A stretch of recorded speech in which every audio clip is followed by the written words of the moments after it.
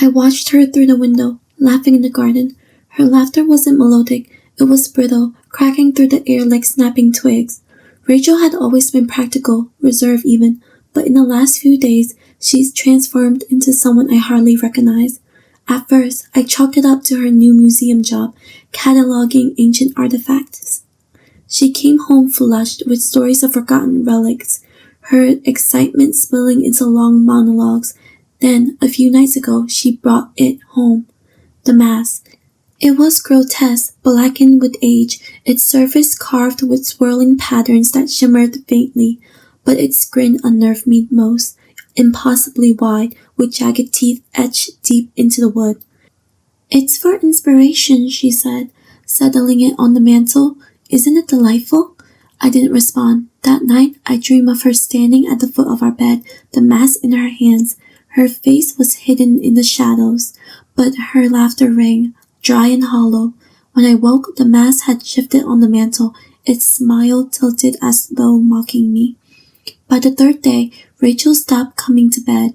I find her in the living room at odd hours, murmuring to the mask, her fingers tracing its edges while candlelight cast dancing shadows on the walls. Rachel, you haven't been yourself lately. That mask, I began this morning. It listens to me, she interrupted, her voice slow but fervent. It knows me. You're scaring me, I said, reaching for her. She recoiled. Don't touch me, she snapped, her eyes wild. You don't understand, you never have. The rest of the day passed in uneasy silence. Now, as I watched her from the window, her laughter rang louder, climbing to a pitch that made my neck prickle.